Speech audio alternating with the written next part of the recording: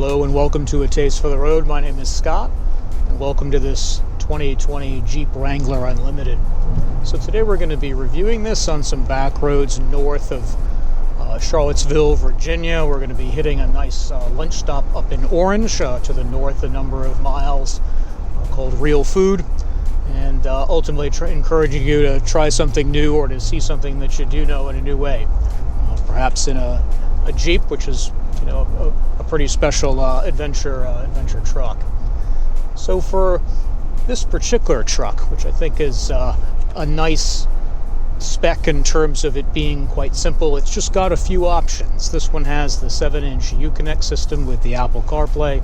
It's got the automatic transmission, 8-speed, that's an option for $27.50. It's also got some granite crystal metallic paint, basically dark gray with a nice metallic fleck that I hope I can capture here in the nice December sun. This background here in terms of where we are today is pretty special as well, with its undulating hills, some very nice back roads. We'll be using Route 22, Route 20, and a few others back and forth as a bit of a loop. This area was formed, or underlying it really, is some greenstone, which was formed in the Precambrian period. And it's significant just because it gives you just some beautiful farmland and a great backdrop with which to enjoy this Jeep here today. For the 2020 model year, the Wrangler has a couple of updates. The biggie, of course, being the diesel motor that is finally going to be available, that was supposed to be released last year but was not. 260 horsepower, 440 foot-pounds of torque, which will be, I think, very much appreciated by some. Unfortunately, it's a $4,000 option, but there you go. In addition to that, there's a couple of trim options or trim choices that I think are interesting. There's the Willys version, which is a sport with some larger tires and a few other changes. The Freedom Edition, which is, I think, a nice salute to our troops, both here and abroad. And then finally, the black and tan version, which, like some, it's tough not to think of Guinness when you do that, even though, of course, there's no relationship whatsoever. And for a little bit of context, where Jeep is concerned, my family, or a number of family members, have had one for years. My grandfather had a CJ5 and CJ7. My brother had a Cherokee XJ before it was sadly hit and not quite the same again. He's got a 97 two-door currently and enjoys that during the summer months. I've had some cousins who have had them in the past, and one who currently has one of these JLs and is enjoying it quite a bit. So I was really quite keen on getting an opportunity here to go ahead and give this one a go and see how much things have changed from the JK. I wasn't a real fan of the earlier version. It just didn't really quite work for me and come together in a way that this one today, with all of the updates that it has and just a much greater level of refinement, is just simply much more impressive. Concerning the ride and the handling, it's much improved. This JL just has, for a Jeep, a much higher level of poise, of sophistication, particularly for on-road, as others have noted. Earlier I was on some lousier pavement, which with the predecessor and certainly earlier versions made you feel like you were all over the place and dancing around. That's simply not been the case here. There also hasn't been anywhere near as much of feedback, or bumping back, I'll call it, through the steering wheel. I've got actually some feel, which is certainly appreciated. It's not as though it likes to be really hustled through the bends. This is not a sports car after all. But I think in terms of the suspension compliance, but its poise on these 17-inch rims with nice sidewall on them, nevertheless, you've got, I think, a very good package, and the engineers at Jeep, focusing on the Wrangler here, have done, I think, a very admirable job in that department, and also how it interacts, how this 8-speed automatic interacts with the 6-cylinder up front. It also does a good job with the Turbo 4. I just don't really quite care for that smaller motor as much, even though it's got good punch.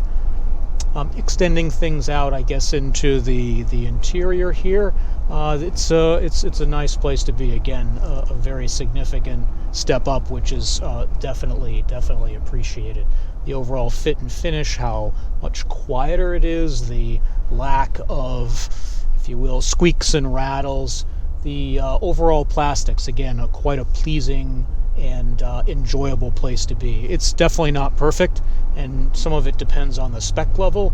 This being the Sport S, there are some plastics which are maybe not the best, but quite frankly, compared with the Mustang, which I reviewed last month, I'll include a link to it. It was a V8 with the 6-speed manual, so the GT, which was certainly enjoyable. The plastics here are on a different planet, frankly, and very much appreciated, I think, for what this truck is, and also, frankly, what its price point is, even at a base of around just under $30,000 or so, depending on whether you get obviously the 2-door or the 4-door. The ergonomics, or I should say the ergonomics in terms of the seat and whatnot, also very good. I tend to be a little finicky with my seats and my back. This has been very comfortable. Another version with the leather seats, also very nice. The binnacle here with all of the basic information, very clear and appreciated. The fonts are very nice. It's always just at a glance, you know exactly what you're looking for, and you can find it just like that. Moving down into the center stack, you've got, in this case, the electronic window lifts, other media and entertainment buttons, 12-volt socket, of course. Again, with the Uconnect, very quick, no complaints at all in terms of being able to find information, change the climate, look for apps. The radio, all of it essentially has been just very nice, and it's quick, which is certainly nice. The visibility, never a real fault with a Wrangler, and again, even with these thick A, B, C, and D pillars, and I'm not the tallest guy in the world at only 5'7", and I like the seat a little bit low. Very easy to see out of, even with the scaffolding for the rollover in case something went wrong, which I hope certainly does not happen today. But again, it's very easy to get acclimated to what is this brick flying through the air at whatever speed you happen to be traveling at. Thinking about this truck's competition, there are at once none and quite a few of them. What comes to mind, of course, would be the Toyota TRD Pro. That is often pinned against this around a similar price point, depending on the specification. You now hear, given that this is more refined and again with other attributes, the new Mercedes G550, but G550 is quite a more expensive vehicle. If you put some trinkets on it, it could easily hit $140,000, which this is not that expensive. Obviously, there are some various pickup trucks depending on specification, the Colorado, for example, and others. Obviously, if you're in other European markets, you've got other goodies and trinkets, and in Asia, the same sort of thing.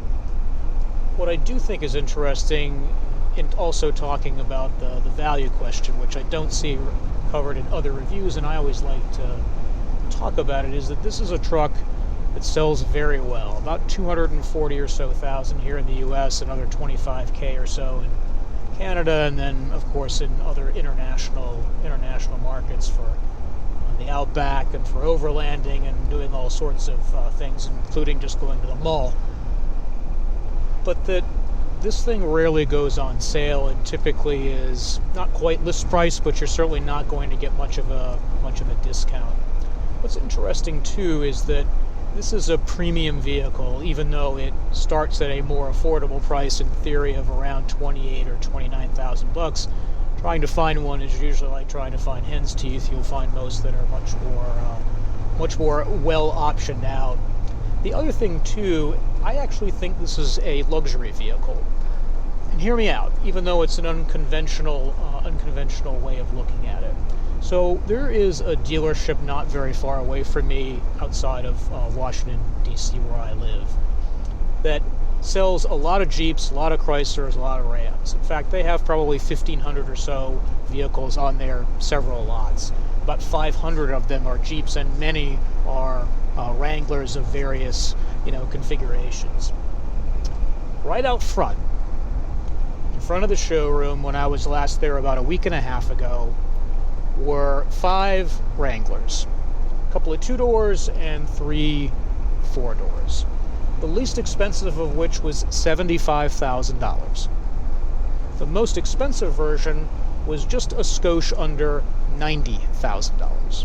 All of them brand new, all of them spec'd from the factory with, a range of options tallying up around between about $50,000 to $52,000.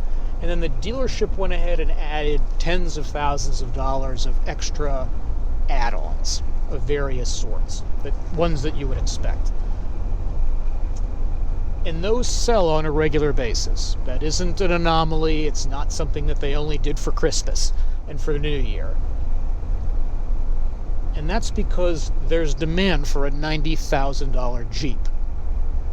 There's demand for a $75,000 one, and my guess is that the peak value price or the peak market price would probably be a little bit under $100,000. Jeep doesn't serve that market from, say, we'll keep it simple, $60,000 to $90,000 or $95,000.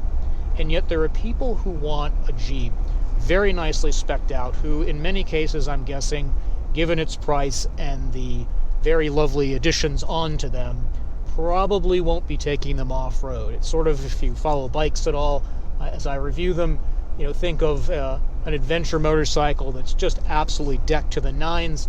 Is the owner in most cases going to really thrash it to within an inch of its life out in the dirt? And the answer usually is no. And so for me, even though the Wrangler as a luxury product is a bit unusual, I still think it fits because there's demand for a product at a much, much higher price point, and I don't think it should therefore be a surprise that the engineers at Jeep, the team that built this new Wrangler, the JL, was enormously savvy in polishing it up in many, many ways while still obviously keeping all of its classic attributes so that it is a platform with which Jeep in the future or aftermarket companies, obviously my local dealership, can go ahead and add on, in some cases, tens of thousands of dollars of additional, product and feature sets, and that there is a buyer out there that wants all of the off-road capability that this offers right out of the box and then some, but also wants more and is actually willing to pay for it. It's an unusual place, I think, where you've got a single product, the Wrangler range, that works from, say, $28,000 up to just under $100,000, and yet at many, many price points and to serve many markets, but with a single platform and a single product, essentially, outside of them being either a 2-door or a 4-door. It's impressive to see in what Jeep has been able to accomplish with this, and the brand equity and the power of the Wrangler name, and that it just resonates with a lot of people, some of whom are enormously wealthy, others who simply want a work truck, others who want something to go off on weekends, all of it wrapped up in a real kind of an emotional commitment to this thing in a way that I can't think of another product that quite accomplishes the same with one vehicle. So we are just outside of Orange, Virginia. I could certainly use some food. Let's head over to Real Food and have a bit of lunch, and then continue and close out this review afterwards. So I'll see you there.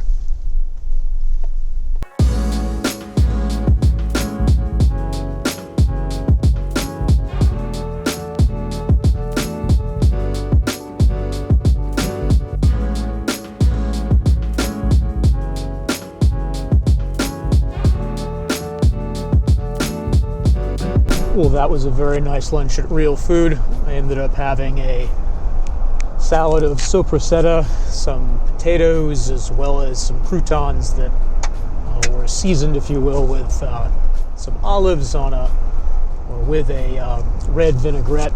Very nice. Ended up having some clam chowder, although being the native New Englander that I am, I should probably say clam chowder. And then finally, as always, I leave a little bit of room left over for dessert. They had some gingerbread people cookies, which they were very good, and also a chocolate cookie with, I believe, was crushed raspberries inside, very soft in the middle. It was very, very tasty. There'll be a traditional written review of the restaurant or cafe when this video drops, and I'll include a link below if you happen to be in the area and would enjoy a good spot for lunch for something on the lighter side. So transitioning back over to this Wrangler JL and sort of summing up what its strengths are and its weaknesses, and I think where it kind of sits in the ecosystem of SUVs.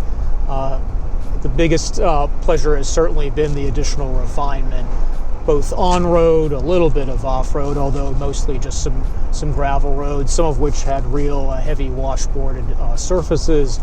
The suspension and just the overall balance and the tautness of this truck is much, much improved. The interior also has to come in for note for just better fit and finish, obviously, and naturally some upgraded tech as well. You know, the plastics are a little bit of a weak point, but on the whole, it's just a much, much better vehicle, and a little bit quieter as well, although its speed is another weakness. You can definitely hear around the A pillars and the B pillars as well. Once you get above about 50 miles an hour, you can certainly start to hear some noise. And while I wouldn't mind going back and forth to work in this, I think a 5-hour journey at 70 or 75 miles an hour on the interstate would probably get a bit tiresome and a bit wary. The other area I think, though, where this is a bit of a shortcoming is not this particular example, but one that I was testing last week that had the cold weather package. The heated seats, they're amazing and wonderful and certainly welcome as it's, mid-December right now. It also comes with a heated steering wheel, which in theory is just great, but when you turn that thing on, this steering wheel turns into what feels like molten lava after about 5 minutes. And I really wished a Jeep would do one of two things, either give a high or a low setting, or just change the default setting so it's just not so hot. My guess is it was designed for people with thick gloves on and to basically get through all of that insulation. But with your bare hands, I literally had to turn it on and then off again every 5 minutes or so because I simply couldn't stay comfortable. And that's just not the experience at this kind of premium level as a premium product that I really want to experience. But, taken as a whole, it's just very refreshing that there is still a product in the marketplace that is differentiated and it's just not mediocre. It's not this generic thing that if you pulled off a badge and plopped it on something else, it would look all the same. This is a very much authentically a Jeep, and in particular, obviously, a very authentic Wrangler. And they've just done overall, I think, just a lovely job. Improved the off-road performance, which was already quite exceptional, and really ramped up the game when it comes to, on-road performance, which, if we're honest, that's where 90% of these are going to spend an overwhelming majority of their time. And it's how people will get to enjoy them and enjoy, whether it's this 4-door or the 2-door, what it is that makes a Wrangler unique and be part of the Jeep community, which I think is also a real secret force for Jeep, is that the community is deeply passionate, whether it's on the forums or elsewhere. They care very much about this vehicle and about the brand as a whole. And if you're someone who's thinking about getting one of these, it absolutely is worthwhile to join their club, to be involved in the jamborees, to be connected to the forums. You just end up picking up so much information that's genuinely very helpful, and just an opportunity to be connected with other people who are very passionate about this brand and about Wranglers like this one. So I think that just about sums up what I think makes this truck unique and what makes it special. I hope you found the video informative and enjoyable. Please give me a thumbs up if you can. Subscribe if you'd enjoy being alerted to new videos as they become available. Don't forget to hit the little bell so you'll be notified of that, or notified of the drop of a new video. There'll be traditional links to real food and also a written review of this particular truck. I always include additional information that I think would be helpful to you all. Most importantly, please go out and create your own adventure, whether it's something that is completely new to you or to see something that you do know in a new way, and share that with us in the comments below or on Facebook. I'm also there and on atastefortheroad.com, and finally on Instagram. So with that, I think I will go ahead and bid you adieu, and I will see you in the next video. Ciao.